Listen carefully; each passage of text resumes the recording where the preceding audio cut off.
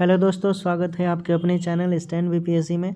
दोस्तों आज हम लोग बिहार एसएससी का ये 5वां नंबर का प्रैक्टिस सेट है। इससे पहले हम लोग 4 प्रैक्टिस सेट कंप्लीट कर चुके हैं। अलग प्लेलिस्ट हम बना दिए हैं, आप प्लेलिस्ट में जाकर देख सकते हैं बारी बारी से वीडियो को। अगर इससे पहले आपने चारों प्रैक्टिस सेट नहीं किया तो उसे ज़रूर कीजिएगा, तो बेहतर रूप से आपको ये समझ में आएगा। और पूरा हम 15 प्रैक्टिस सेट करवाएंगे। करेंट अफेयर जो भी है सब न्यू अपडेट है इसमें, तो इसे कर लीजिएगा। और इसमें आपको मालूम है कितने 150 प्रश्न रहेंगे और टोटल 600 का मार्क्स रहेगा। यानी एक क्वेश्चन जो होगा आपका 4 नंबर का रहेगा। अगर गलती करते हैं आप, एक गलती करते हैं तो -1 नंबर कटेगा। और इसमें 75 जीके जीएस है, ठीक है, और 25 मैथ पूछे जाएंगे और 50 गो रीजनिंग है, ठीक है, 50 गो रीजनिंग है दोस्तों। तो इस तरह से देखते हुए आपको तैयारी करना है। तो चलिए, वीडियो शुरू करने से पहले आपने वीडियो को लाइक नहीं किया तो लाइक कर दीजिए, और चैनल पर नए हैं तो सब्सक्राइब कर लीजिए ताकि सारा प्रैक्टिस सेट आपके पास पहुंच जाए। पहला क्वेश्चन है, किस वाद में उच्चतम न्यायालय में यह व्यवस्था दी गई कि प्रस्तावना संविधान का एक भाग है? किसमें? देखिए, बेरुवारी जो संघ हुआ था इसमें नहीं बोला गया, इसमें सुप्रीम कोर्ट ने कुछ और स्टेटमेंट दिया। गोलकनाथवाद में नहीं दिया। केशवानंद भारतीवाद में बोला था कि जो प्रस्तावना है वो संविधान का एक भाग है। अगला प्रश्न, निम्नलिखित में से कौन से राज्यों के पुनर्गठन से संबंधित नहीं है? तो देखिए, इसमें धौर आयोग जो है ये जेपीवी समिति से संबंधित है। फजल अली आयोग राज्यों के पुनर्गठन से संबंधित है, ठीक है। उसके बाद इसमें बात कर रहा है कि राज्यों के पुनर्गठन से संबंधित है, तो राज्यों के पुनर्गठन से संबंधित हो जाएगा राजमनार की ये हो जाएगा राजमनार की समिति। चूँकि राजमनार समिति का संबंधित क्या था, राज्य से था, इसलिए राजमनार हो जाएगा। अगला प्रश्न देखिए कि भारतीय संविधान में किस आधार पर अल्पसंख्यकों का निर्धारण किया गया है? भारतीय संविधान में किस आधार पर अल्पसंख्यकों का निर्धारण किया गया है? तो ये किया गया है भाषाई एवं धार्मिक आधार पर किया गया है। भारतीय संविधान के अनुच्छेद 29 के तहत भाषीय यानी भाषा के आधार पर और धार्मिक के आधार पर अल्पसंख्यकों का क्या वो अपना निर्धारण कर सकते हैं। जबकि आर्टिकल 25 क्या कहता है? अनुच्छेद 25 कहता है कि किसी भी धर्म को मानने एवं आचरण और प्रचार प्रसार करने के लिए आपको क्या दिएगा? स्वतंत्रता है। चलिए अगला प्रश्न देखते हैं। अगला प्रश्न है कि संविधान संशोधन के द्वारा संपत्ति के अधिकार को मूल अधिकार से हटाकर विधिक अधिकार बना दिया गया है। तब को मालूम है 44वां संविधान संशोधन 1978 में हुआ, और इसमें क्या किया गया कि संशोधन कर संपत्ति के अधिकार को मौलिक अधिकार कर दिया गया है। अगला प्रश्न देखते हैं। अगला प्रश्न है, किसी राज्य में अधिकतम कितने समय अवधि तक राष्ट्रपति शासन लागू रह सकता है? किसी राज्य में अधिकतम कितने समय अवधि तक राष्ट्रपति शासन लागू रह सकता है? तो देखिए, अधिकतम राष्ट्रपति आपको मालूम है 3 वर्ष तक। पहले जो लगता है 6 माह के लिए, और उसके बाद लगता है तो इसमें परिवर्तन नहीं होता है, सीधे 3 वर्ष के लिए लगता है, ठीक है। तो अधिकतम 3 वर्ष। अगला प्रश्न, राष्ट्रपति किसी मामले में सर्वोच्च न्यायालय से सलाह ले सकता है, इसका उल्लेख किस अनुच्छेद में है? किस अनुच्छेद में है? तो ये आर्टिकल 143 में कहा गया है कि राष्ट्रपति किसी मामले में अगर उसको दिक्कत होता है, सस्पिशन होता है, तो सर्वोच्च मामले से सलाह ले सकता है, लेकिन वो उसके ऊपर डिपेंड करता है कि वो मानेगा या नहीं मानेगा। ये स्वतंत्र है इस रूप से। अगला प्रश्न, किसी राज्य में पंचायतों के निर्वाचन की तिथि की घोषणा कौन करता है? किसी राज्य में पंचायतों के निर्वाचन की तिथि की घोषणा राज्य निर्वाचन आयोग करता है, याद रखिएगा। राज्य निर्वाचन आयोग जो है वो राज्य के पंचायत के निर्वाचन की तिथि की घोषणा करता है। अगला प्रश्न देखिए। अगला प्रश्न है कि निम्नलिखित में से कौन संघ सूची का विषय नहीं है? निम्नलिखित में से कौन संघ सूची का विषय नहीं है? तो ऑप्शन को ध्यान से देखेंगे तो देखिए, चूँकि संघ सूची के विषय की बात कर रहा है तो इसमें पुलिस जो है ये संघ सूची का विषय नहीं है, राज्य सूची का विषय है, ठीक है। भारतीय संविधान में केंद्र और राज्यों के लिए अलग अलग शक्तियों का बंटवारा किया गया है, और संविधान के 7वें अनुसूची में 3 सूचियाँ हैं, आपको मालूम है, संघ सूची, राज्य सूची और समवर्ती सूची, ठीक। तो इसको देखते हुए आपको मालूम है कि संघ सूची में वर्तमान 100 गो विषय दिया गया है। राज्य सूची की बात करें तो वर्तमान 61 गो विषय है, और समवर्ती सूची जो केंद्र और राज्यों में पाया जाएगा उसमें 52 गो विषय है। ठीक, तो पुलिस, लोक व्यवस्था, स्थानीय स्वशासन आदि राज्य सूची के क्या अंतर्गत आते हैं। अगला प्रश्न देखिए, प्लासी के युद्ध के बाद बंगाल में किसे नवाब के दरबार में अंग्रेज रेजिडेंट नियुक्त किया गया।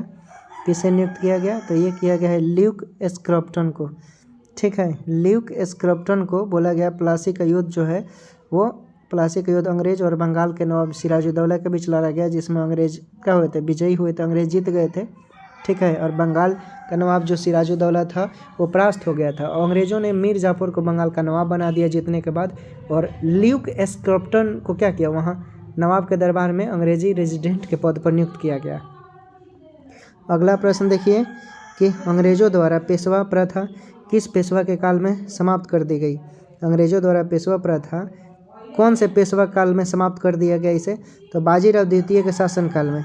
बाजीराव द्वितीय के शासनकाल में इसे समाप्त कर दिया गया। ठीक है, तृतीय आंग्ल मराठा युद्ध आपको मालूम है कि 1817 से 18 के बीच हुआ। इसी के बाद पेशवा प्रथा क्या हुआ था, समाप्त कर दिया गया था। ठीक है, और उस समय पेशवा पद पर बाजीराव द्वितीय थे। अगला प्रश्न, किस अधिनियम द्वारा गवर्नर जनरल को मुख्य सेनापति तथा गवर्नर जनरल दोनों की शक्तियाँ प्रदान की गई हैं। दोनों की शक्तियाँ प्रदान की गई है, तो ये 1786 अधिनियम के तहत इन दोनों को शक्तियाँ प्रदान की गई हैं। गवर्नर जनरल के मुख्य सेनापति और गवर्नर जनरल दोनों को 1786 अधिनियम के तहत। अगला प्रश्न देखिए, इसमें मिलान करना है, एक तरफ संस्था और एक तरफ संस्थापक है। देखिए इसमें दिया है ए नंबर में कि डिप्रेस्ड क्लास मिशन सोसाइटी। ठीक है, इसके संस्थापक कौन थे, तो देखिए डिप्रेस्ड क्लास मिशन सोसाइटी के संस्थापक थे बी आर शिंदे। 1906 में इसकी स्थापना किए थे बी आर शिंदे, 1906 में बनाया था। उसके बाद all India depressed class association, all India की बात कर रहा है, तो ये मुंबई में बनाया गया था। ठीक है, और महात्मा गांधी ने बनाया था, तो इसका हो जाएगा महात्मा गांधी, और ये 1932 में बनाया गया था। ठीक, उसके बाद the all India depressed class, इसमें दी लगा हुआ है, the all India depressed class, ये भी मुंबई में बना था, और इसको बनाया था भारत रत्न संविधान निर्माता डॉक्टर बाबा साहेब भीमराव अम्बेडकर ने बनाया था। 1920 में बनाया था। मैंने उन्हें इतना सम्मान क्यों दिया, क्योंकि वो अभी तक इस धरती पर, इस पृथ्वी पर सबसे वास्तविक सच्चाई रूप से, जिनके बारे में लोग जन्म स्थान, उनके माता पिता, मतलब वास्तविक जो हकीकत है वो जानता है लोग। इनके पास 32 डिग्रियाँ थी। कितनी, 32 डिग्रियाँ थी, और 7 भाषाओं का ज्ञान था। लोग आज नॉर्मल पीएचडी करने के लिए सोचता है, इनके पास 4 पीएचडी था दोस्तों, और 8 साल का कोर्स इन्होंने 2 साल 6 महीना में समाप्त कर दिया था। तो विश्व की सबसे बड़ी पढ़ाई है। समझ गए, चलिए आगे देखते हैं। भारतीय विश्वविद्यालय अधिनियम 1904 के अध्यक्ष निम्न में से कौन थे। भारतीय विश्वविद्यालय अधिनियम 1904 के अध्यक्ष निम्न में से कौन थे, तो देखिए इसमें दिया है कि भारतीय विश्वविद्यालय अधिनियम 1904 के अध्यक्ष निम्न में से कौन थे। तो इसमें पता करेंगे, आप ध्यान से देखेंगे तो आपको मालूम चलेगा कि सर टॉमस रैले जो थे, सर टॉमस रैले, ये क्या थे, भारतीय विश्वविद्यालय अधिनियम 1904 के समय के क्या थे, ये अध्यक्ष थे। ठीक है, और लॉर्ड कर्जन ने 1902 में सर टॉमस रैले की अध्यक्षता में क्या किया था, विश्वविद्यालय आयोग का गठन किया था, याद रखिएगा। और इसमें सदस्य के रूप में सैयद हुसैन बिलग्रामी और जस्टिस गुरुदास बनर्जी को भारतीय सदस्य के रूप में शामिल किया गया था। अगला प्रश्न देखिए, अगला प्रश्न है आपका कि न लगान न टैक्स अभियान सविनय अवज्ञा आंदोलन के दौरान कांग्रेस ने कहाँ चलाया था। देखिए, न लगान न टैक्स न अभियान सविनय अवज्ञा आंदोलन के दौरान ये संयुक्त प्रांत में चलाया था, संयुक्त प्रांत। ठीक है, और संयुक्त प्रांत में ये सब बात कही गई थी। उसके बाद है मंगल पांडे ने चर्बी वाले कारतूस के प्रयोग के विरोध में किसे अपनी गोली का शिकार बनाया, किसे, तो उसने सर्जेंट ह्यूरसन को मारा था। सर्जेंट ह्यूरसन को उन्होंने 29 मार्च 1857 के चर्बी वाले कारतूस के विरोध में उसको मार दिया था। और मंगल पांडे 34वीं नेटिव इन्फेंट्री के जवान थे। अगला प्रश्न देखिए, अगला प्रश्न है कि निम्न में किसकी रचना हर्ष ने नहीं की। किसकी रचना हर्ष ने नहीं की? तो देखिए हर्षचरित की रचना संस्कृत भाषा में किसके द्वारा किया गया है? वान भट्ट द्वारा किया गया है। ठीक है, वान भट्ट ने किया। ठीक, वान भट्ट। तो ऑप्शन में हर्षचरित दिया हुआ है। ठीक है, तो पूछ रहा है कौन नहीं किया, तो राइट आंसर हो जाएगा हर्षचरित ने किया। आपको मालूम है कि हर्षचरित की रचना जो संस्कृत भाषा में वान भट्ट ने लिखा है। ठीक है, और इस ग्रंथ में हर्षवर्धन का जीवन के बारे में वर्णन किया गया है। और जैसे बात करें प्रियदर्शिका, रत्नावली और नागनंद, ये 3 संस्कृत नाटक ग्रंथ किसने लिखा है? ये हर्ष ने लिखा है। लिख देते हैं यहाँ प्रियदर्शिका, प्रियदर्शिका किसने लिखा है? हर्ष ने लिखा है। एक और लिखा है उन्होंने रत्नावली भी लिखा है हर्ष ने। उसके बाद नागानंद ने हर्ष ने ही लिखा है। चलिए अगला प्रश्न देखिए। अगला प्रश्न है चचनामा अली अहमद द्वारा अरबी भाषा में लिखित एक प्रमुख ग्रंथ है जिसमें मुख्य रूप से वर्णन किया गया है किसका? देखिए अरबों द्वारा सिंध विजय का वर्णन किया गया है इसमें। जब अरबों द्वारा सिंध पर आक्रमण किया गया तो क्या उन लोगों ने जीत लिया, और इसी का हर्षोल्लास में इसको चचनामा अली अहमद द्वारा अरबी भाषा में लिखा गया, उसके आदेश पर अरबों द्वारा। ठीक है, सिंध विजय का वर्णन के बारे में इस पर विजय जानकारी मिलता है। मजहरुल हक ने द मदरलैंड नामक अखबार का प्रकाशन किया। मजहरुल हक ने द मदरलैंड नामक अखबार का प्रकाशन किया। देखिए असहयोग आंदोलन के दौरान 30 सितंबर 1921 की अध्यक्षता में मजहरुल हक ने सदाकत आश्रम में बोला। ठीक है, दी मदर नामक अखबार निकालना उन्होंने क्या किया? प्रारंभ किया।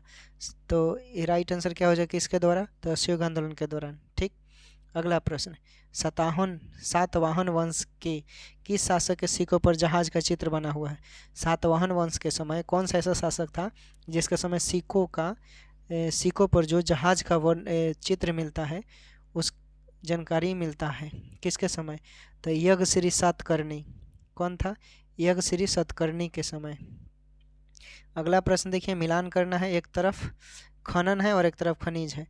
कलाहंडी कहाँ है? कलाहंडी की खनन क्षेत्र है, और एक किसके लिए प्रसिद्ध है? तो ये प्रसिद्ध है बॉक्साइट के लिए। बॉक्साइट एल्युमिनियम का होता है। जावर एक क्षेत्र है, और एक किसके लिए प्रसिद्ध है? तो जास्तावर शीशा के लिए प्रसिद्ध है। जास्तावर शीशा के लिए प्रसिद्ध है। कोलार सोना के लिए प्रसिद्ध है। ठीक है, किसके लिए? कोलार सोना के लिए प्रसिद्ध है। और मोसाबनी तांबा के लिए प्रसिद्ध है। चलिए अगला प्रश्न देखते हैं। अगला प्रश्न है आपका कि निम्नलिखित में से कौन मानव भूगोल का जन्मदाता कहलाता है? मानव भूगोल का जन्मदाता जो है ये फ्रेडरिक रेटजेल कहलाता है। फ्रेडरिक रेटजेल कौन है? फ्रेडरिक रेटजेल जो है वो मानव भूगोल का जन्मदाता कहलाता है। अधोलिखित सागरों में से किस में तटरेखा नहीं है? अधोलिखित सागरों में से किस में तटरेखा नहीं है? तो सारगैसो सागर। ठीक है, सारगैसो सागर जो है ये अधोलिखित सागरों में से क्या है? नहीं है, क्योंकि काला सागर, अजोव सागर और कैस्पियन सागर ये अधोलिखित सागरों में से है। चलिए अगला प्रश्न देखते हैं। किस चट्टान में जीवाश्म पाए जाते हैं? किस चट्टान में जीवाश्म पाए जाते हैं बताइए। तो देखिए किस चट्टान की बात करें तो अवसादी चट्टान। देखिए अवसादी चट्टान जो है ना, इंग्लिश में इसे सेडिमेंट्री रॉक बोलते हैं, और इसमें अवसादी चट्टान पाया जाता है। और प्रकृति के कारक ये क्या होते हैं? प्रकृति द्वारा जो घटना घटते हैं उसमें छोटे छोटे चट्टानों से क्या जमा हो जाते हैं, और उसके बाद इनका निर्माण होता है। ठीक है, अगला प्रश्न, काजीरंगा नेशनल पार्क कहाँ स्थित है? तो ये असम में स्थित है काजीरंगा नेशनल पार्क। ठीक है, नेशनल पार्क है, याद रखिएगा, और गैंडा के लिए प्रसिद्ध है। ठीक है, 1985 में ये विश्व विरासत में शामिल हुआ था। यूनेस्को को विश्व विरासत में 1985 में इसे शामिल किया गया, और इसका नया नाम क्या कर दिया गया? काजीरंगा राष्ट्रीय आर्किड पार्क इसका नया नाम कर दिया गया। अगला प्रश्न, निम्नलिखित में से कौन सी नदी भूमध्य रेखा को 2 बार काटती है? तो जायरे नदी जो है भूमध्य रेखा को 2 बार काटती है दोस्तों।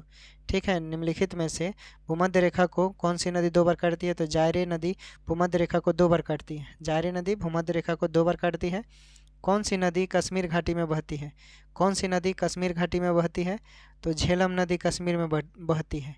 झेलम नदी कश्मीर में बहती है दोस्तों, झेलम नदी कश्मीर में बहती है। कौन सी नहर प्रशांत और अटलांटिक महासागर को जोड़ती है? कौन सी नहर प्रशांत और अटलांटिक महासागर को जोड़ती है?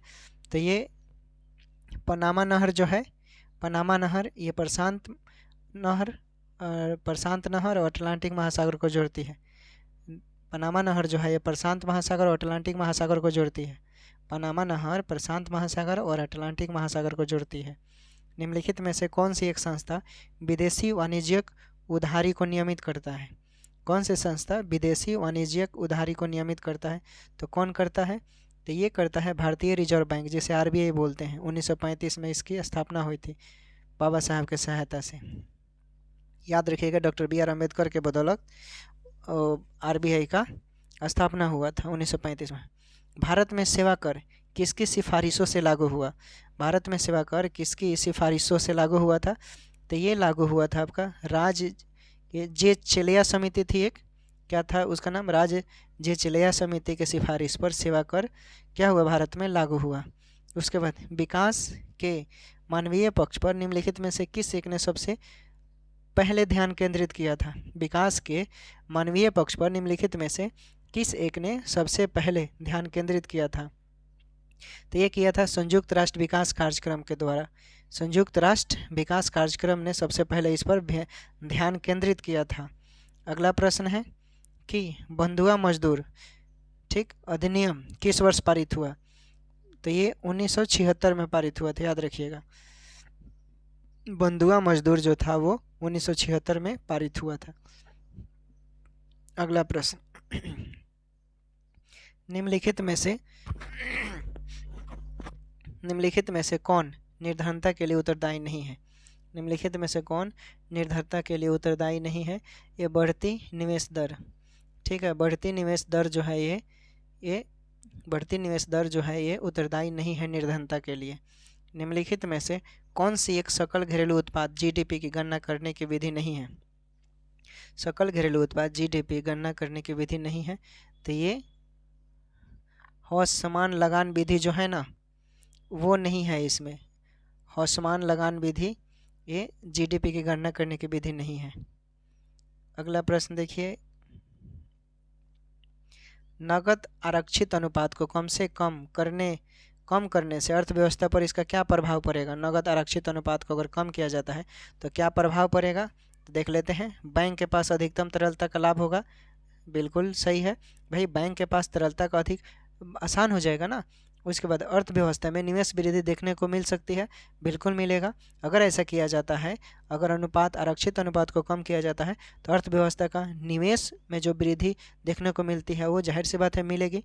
उसके बाद अर्थव्यवस्था में मुद्रा पूर्ति बढ़ सकती है, तो जाहिर सी बात है कि आरक्षित अनुपात को कम करेंगे तो अर्थव्यवस्था में मुद्रा की पूर्ति भी बढ़ेगी, वास्तविक निवास दर पर गिरावट आ सकती है। लेकिन देखिए, अगर ऐसा हम आरक्षित अनुपात करते हैं, कम करते हैं, तो उसका अर्थव्यवस्था पे क्या होगा? जो वास्तविक मूल्य होगा, वास्तविक दर होगा, वो क्या होगा? कम होगा। तो राइट आंसर 1, 2, 3, 4 सभी हो जाएगा। अगला प्रश्न देखिए, अगला प्रश्न है दोस्तों कि द बिहार हेराल्ड समाचार पत्र किस वर्ष प्रकाशित हुआ था? द बिहार हेराल्ड समाचार पत्र ये 1875 में पारित हुआ था, ठीक। और प्रथम अंग्रेजी समाचार पत्र था ये। द बिहार हेराल्ड प्रथम अंग्रेजी समाचार पत्र था और इसे गुरु प्रसाद सेन द्वारा प्रकाशित किया गया था। गुरु प्रसाद सेन द्वारा, याद रखिएगा। भारत वन स्थिति रिपोर्ट 2021 के अनुसार बिहार में 1% कितना है? तो बिहार में 2021 के अनुसार, भारत के अनुसार बिहार में वन स्थिति जो है रिपोर्ट वो 7.84% है, 7.84%। अगला प्रश्न, शराब पर स्वास्थ्य चेतावनी लागू करने वाला पहला देश कौन सा बना है? शराब पर स्वास्थ्य चेतावनी लागू करने वाला पहला देश कौन सा बना है? तो ये बना है आयरलैंड। आयरलैंड ने शराब पर स्वास्थ्य चेतावनी लागू कर दिया है और वह इस तरह पहला देश बन गया है। हाल के दिनों में चर्चा में रहा hallmark unique identification UHUID number में कुल कितने अंक होते हैं? हॉलमार्क यूनिक आइडेंटिफिकेशन में कितने नंबर होते हैं? तो इसमें 6 नंबर होते हैं, 6 नंबर, ठीक है, 6 नंबर याद रखिएगा। चलिए अगला प्रश्न देखिए, प्रतिवर्ष विश्व सतत परिवहन दिवस कब मनाया जाता है? प्रतिवर्ष विश्व सतत परिवहन दिवस ये जो मनाया जाता है 26 नवंबर को मनाया जाता है। विश्व सतत परिवहन दिवस 26 नवंबर को मनाया जाता है। विश्व सतत परिवहन दिवस 26 नवंबर को मनाया जाता है। अंतर्राष्ट्रीय बौद्धिक संपदा सूचकांक 2023 में भारत का स्थान क्या है? अंतर्राष्ट्रीय बौद्धिक संपदा सूचकांक 2023 में भारत का स्थान क्या है? तो ये भारत इसमें 42वें नंबर पर है दोस्तों। कितने नंबर पर है? 42वें नंबर पर है। चलिए अगला प्रश्न देखते हैं। अगला प्रश्न है आपका कि shaping A future of right विषय के साथ कौन सा 2023 में मनाया गया? Shaping A future of right के साथ तो इसमें मनाया गया है इसमें मनाया गया आपका विश्व प्रेस स्वतंत्रता दिवस के रूप में। विश्व प्रेस स्वतंत्रता दिवस के रूप में shaping A future of right के साथ मनाया गया है। अगला प्रश्न, ऑपरेशन मेघचक्र निम्नलिखित में से किसके द्वारा चलाया गया? ऑपरेशन मेघचक्र जो चलाया है वो सीबीआई ने चलाया है। ऑपरेशन मेघचक्र सीबीआई ने चलाया है, याद रखिएगा, ऑपरेशन मेघचक्र सीबीआई ने चलाया है। बजट 2023-24 के तहत शिक्षा पर कितना व्यय करने की योजना बनाई गई है? बजट 2023-24 के तहत शिक्षा पर कितना व्यय करने की योजना बनाई गई है? तो ये बनाया गया है 1,12,899 रुपया। 1,12,899 रुपया खर्च करने की योजना बनाई गई है बजट 2023-24 में। अगला प्रश्न, टाइम पत्रिका सूची 2023 के तहत किस अभिनेता को शामिल किया गया? टाइम पत्रिका सूची 2023 के तहत किस अभिनेता को शामिल किया गया? तो ये शामिल किया गया है आपका शाहरुख खान, ठीक है, ये शाहरुख खान अभिनेता को शामिल किया गया है। इसमें शाहरुख खान को शामिल किया गया। चलिए अगला प्रश्न देख लेते हैं। हाल ही में तारिक फ़तेह का निधन हो गया, उनका संबंध किस क्षेत्र से था? तारिक फ़तेह का निधन हो गया, उनका संबंध किससे था? ऑप्शन में जो दिया हुआ है, देखिए इनका संबंध जो था ये लेखक के रूप में थे। ये एक लेखक थे, तारिक फ़तेह ये लेखक थे, ठीक है, और इनकी अभी हाल ही फिलहाल में निधन हो गया। ये अक्सर ये आतंकवाद को लेकर पाकिस्तान पर क्या हमलावर रहते थे। उसके बाद केंद्र सरकार द्वारा कूनो राष्ट्रीय उद्यान में कितने दक्षिण अफ्रीका चीतों को लाए जाने की योजना बनाई गई है? भारत सरकार ने राष्ट्रीय उद्यान में कूनो राष्ट्रीय उद्यान में अफ्रीका से चीते लाने की कितना योजना बनाया है? तो इसमें 12 चीते लाए जाएंगे, ठीक है। प्रोजेक्ट चीता योजना के तहत इसमें लाया जाएगा अफ्रीका से 8 चीतों को अभी लाया गया था, ठीक है, पहले 8 चीतों को लाया गया था, लेकिन अभी की योजना के तहत इसमें 12 चीते लाए जाएंगे। चलिए अगला प्रश्न देखते हैं। अगला प्रश्न है कि पहला वैश्विक बौद्ध शिखर सम्मेलन 2023 का आयोजन कहाँ किया गया?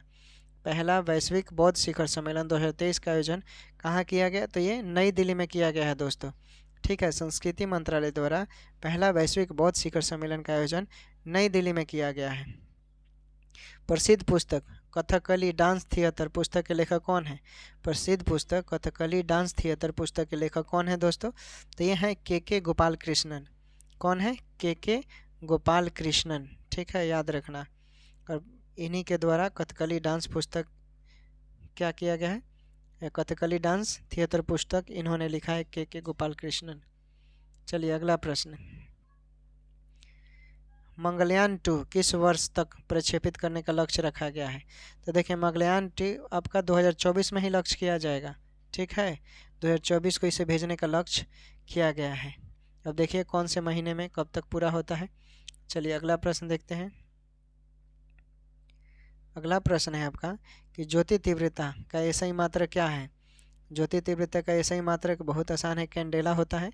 क्या होता है? कैंडेला होता है, याद रखिएगा। उसके बाद है निम्नलिखित में से कौन कारक रक्त जमाव के लिए आवश्यक है? तो विटामिन के जो होता है, कैल्शियम और फाइब्रिनोजन प्रोटीन। तो देखिए विटामिन के, कैल्शियम और फाइब्रिनोजन प्रोटीन जो होता है ये रक्त थकाव के लिए, जमाव के लिए आवश्यक होता है। चलिए अगला प्रश्न, किस रोग में तांबा ऊतकों में जमा हो जाता है? किस रोग में तांबा ऊतकों में जमा हो जाता है? किस रोग में तांबा ऊतकों में जमा हो जाता है? तो विलंसन रोग। क्या होता है? विलंसन रोग जो है ये तांबा ऊतकों में जमा हो जाता है। निम्न में से किस तरंग को ऊष्मा तरंग भी कहते हैं? किस तरंग को ऊष्मा तरंग कहते हैं? तो इंफ्रारेड किरणें। ठीक है, ये इंफ्रारेड किरणें जो है ये ऊष्मा तरंग इसे कहते हैं। चलिए अगला प्रश्न है, नींबू में लिटिल लीफ रोग किसके कमी के कारण होता है? नींबू में लिटिल लीफ रोग किसके कारण होता है? तो लिटिल लीफ रोग जो है ना दोस्तों, ये तांबा के कारण होता है। याद रखिएगा, नींबू में लिटिल लीफ रोग तांबा के कारण होता है। और माका में पूछता, माका में व्हाइट बर्ड जो होता है ना वो जिंक के कारण होता है। माका में व्हाइट बर्ड जिंक के कारण। और पूछा है ब्रोन, तो ब्रोन में आपका चुकंदर में हॉट रॉट, चुकंदर में जो हॉट रॉट होता है वो बोरॉन के कारण होता है। और पोटेशियम की बात करें तो पोटेशियम में लीची में पत्ती का जलना जो होता है, लीची में पत्ती का जलना वो पोटेशियम की वजह से। ठीक, उसके बाद सूर्य के चारों ओर पृथ्वी की गति है। सूर्य के चारों ओर जो है वो पृथ्वी की गति कैसी है? तो देखिए, सूर्य के चारों ओर पृथ्वी की जो गति है वो पीरियोडिक है, यानी आवर्धिक गति है। ठीक है, तो राइट आंसर ये हो जाएगा। चलिए अगला प्रश्न देखते हैं। अगला प्रश्न है कि वह घटना जिसके द्वारा किसी सतह पर पड़ने वाले आपतित प्रकाश को वापस उसी माध्यम में लौट जाना क्या कहलाता है?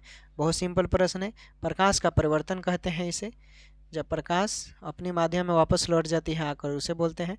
उसके बाद है, आहार नाल से अंगों द्वारा स्रावित कौन सा रस वसा के पाचन में महत्वपूर्ण भूमिका निभाता है? तो ये जो पित्तरस होता है, पित्तरस, अग्न्याशयी रस, ये सब क्या होता है? वसा के पाचन में महत्वपूर्ण भूमिका निभाता है, पित्तरस और अग्न्याशय रस। अगला प्रश्न, पृथ्वी के किस बिंदु पर गुरुत्वाकर्षण नहीं है? देखिए, तो पृथ्वी के अब जो ये पृथ्वी हो गया, ठीक है, इसका सेंटर पर जाएंगे तो यहाँ क्या है? गुरुत्वाकर्षण नहीं है। याद रखिएगा। देखिए, पृथ्वी के केंद्र होने का मतलब क्या है? एक गोलाकार खोल। ठीक है, ये गोलाकार खोल के अंदर होने की समान बातें कही गई है, जहाँ पर क्या होता है? चारों ओर के द्रव्यमान को पृथ्वी की सतह पर क्या होता है? संघनित मान लिया जाता है, इसलिए वहाँ कोई बल नहीं लगता है सेंटर पे। अब जब बल नहीं लगेगा तो जाहिर सी बात है गुरुत्वाकर्षण के कारण त्वरण शून्य हो जाएगा वहाँ पर। अगला प्रश्न, पृथ्वी के किस बिंदु पर गुरुत्वाकर्षण नहीं है? अभी बताया, पृथ्वी के केंद्र पर नहीं है। चलिए अगला प्रश्न देखिए। अगला प्रश्न है आपका कि सिनैप्सिस अर्धसूत्री विभाजन की किस अवस्था में होता है? सिनैप्सिस ये जाइगोटिन अवस्था में होता है। ठीक है, जाइगोटिन। देखिए, कोशिका के विकास और गुणन की प्रक्रिया जो होता है वो उसे ही हम क्या बोलते हैं? कोशिका विभाजन। कोशिका के विकास और जो गुणन की विधि होती है ना, उसे विभाजन कहते हैं। और यह 3 तरह से होता है, समसूत्री, अर्धसूत्री और असूत्री। ठीक है, और एक इसी में से होता है जाइगोटिन। चलिए अगला प्रश्न देखिए, डीएनए फिंगरप्रिंटिंग के जनक कौन है? डीएनए फिंगरप्रिंटिंग के जनक कौन है? तो ये हैं दोस्तों एलेक जेफरिस। डीएनए फिंगरप्रिंटिंग के जनक जो है ये एलेक जेफरिस हैं। याद रखिएगा, एलेक जेफरिस। इन्होंने जीवितों के अनुवांशिक लक्षणों का क्या किया? ये इस मेथड से प्रदर्शित कर दिया, इसलिए इनको जनक माना जाता है, एलेक जॉन जेफरिस को। और भारत में इसके जनक, भारत के, देखिए पूरा विश्व की बात करेगा तो बोलिएगा एलेक जेफरिस, लेकिन भारत में पूछा जाएगा कि डीएनए का फिंगरप्रिंट का जनक, तो क्या बोलेंगे आप? डॉक्टर लालजी सिंह बोलेंगे भारत में। ठीक है, भारतीय चिकित्सा के जनक किसको माना जाता है? तो चरक को माना जाता है। भारतीय चिकित्सा के जनक चरक, जो महात्मा बुद्ध के समय था, अजातशत्रु के समय था। ठीक है, वैशाली जो थी उसका पुत्र था, बिंबिसार उसका उससे संबंध था, गर्लफ्रेंड, एक्स गर्लफ्रेंड बोल सकते हैं। निम्नलिखित में से किसे पर्ल ऐश कहा जाता है? निम्नलिखित में से किसे पर्ल ऐश कहा जाता है? तो ये कहा जाता है K2CO3 को, K2CO3 को बोलते हैं। अगला प्रश्न देखिए। अगला प्रश्न है, 1 लीटर पानी को 4 डिग्री सेंटीग्रेड से 0 डिग्री सेंटीग्रेड तक ठंडा करने पर इसका आयतन क्या होगा? तो इसका आयतन क्या होता है? बढ़ता है। ठीक है, 1 लीटर पानी को 4 डिग्री सेंटीग्रेड से 0 डिग्री सेंटीग्रेड तक ठंडा करेंगे तो क्या होता है? बढ़ता है। अगला प्रश्न देखिए। अगला प्रश्न है, वॉशिंग सोडा के एक अणु में जल के कितने अणु होते हैं? वॉशिंग सोडा की बात कर रहे हैं तो एक अणु में कितने हो जाएंगे? तो 10 हो जाएगा। ठीक है, 10 हो जाएगा। निकाल लीजिए आप वॉशिंग सोडा को। निकालेंगे तो 10 आ जाएगा। चलिए अगला प्रश्न, कपूर और अमोनियम क्लोराइड के संदर्भ में सही कथन का चयन करें। कपूर और अमोनियम क्लोराइड के संदर्भ में सही कथन का चयन करें। तो ये दोनों ऊर्ध्वपातन से गुजरते हैं। क्या होते हैं? ये दोनों ऊर्ध्वपातन से गुजरते हैं, कपूर और अमोनिया। अगला प्रश्न देखिए, अगला प्रश्न है कि धातु निम्नलिखित में से किस धातु को मोम में रखा जाता है? किस धातु को मोम में रखा जाता है? तो देखिए इसमें से लिथियम जो है इसे मोम में रखा जाता है। क्यों भाई? देखिए आवर्त सारणी के समूह जो पहला है ना, पहले के तत्वों को क्या किया जाता है? वायु के उपस्थिति में ये नमी के साथ प्रतिक्रिया करने लगते हैं, इसलिए उसे रोकने के लिए उन्हें मिट्टी के तेल में रखा जाता है, जैसे सोडियम पोटेशियम आदि हो गए। लेकिन लिथियम जो है ना, ये हल्की धातु है और यह मिट्टी के तेल की सतह से ऊपर तैरती है और वायु के नमी से प्रतिक्रिया करती है, इसलिए लिथियम को मोम में रखकर सुरक्षित रखा जाता है। समझ गए? चलिए अगला प्रश्न देखिए, पुनर्जनन की शक्ति सबसे कम होती है। पुनर्जनन की शक्ति सबसे कम होती है किस में? देखिए पुनर्जनन की शक्ति मस्तिष्क की कोशिकाओं का जो होता है कम होती है। मस्तिष्क की कोशिकाओं का पुनर्जनन की शक्ति सबसे कम होती है। अगला प्रश्न देखिए, पौधों में ऑक्सीन हार्मोन की भूमिका है। पौधों में ऑक्सीन हार्मोन की भूमिका है कैसी? देखिए तो पौधों में ऑक्सीन हार्मोन की भूमिका जो है ये दोस्तों, ये कोशिका विभाजन और बढ़ाव के कारण होता है। पौधों में ऑक्सीन और हार्मोन की भूमिका कौन निभाता है? तो ये कोशिका विभाजन और बढ़ाव, ठीक है, ये भूमिका निभाता है। चलिए अगला प्रश्न देख लीजिए। अगला प्रश्न है आपका कि फूल का कौन सा भाग विकसित होकर फल बनाता है? फूल का कौन सा भाग विकसित होकर फल बनाता है? तो ये बनाता है अंडाशय। कौन बनाता है? अंडाशय बनाता है। फूल का कौन सा भाग विकसित होकर? तो अंडाशय बनाता है। मनुष्य के उत्सर्जन तंत्र में कितने अंग होते हैं? मनुष्य के उत्सर्जन तंत्र में कितने अंग होते हैं? तो ये होते हैं 4 होते हैं, ठीक है। गुर्दे, मूत्रवाहिनी, मूत्राशय और मूत्रमार्ग, याद रखेंगे।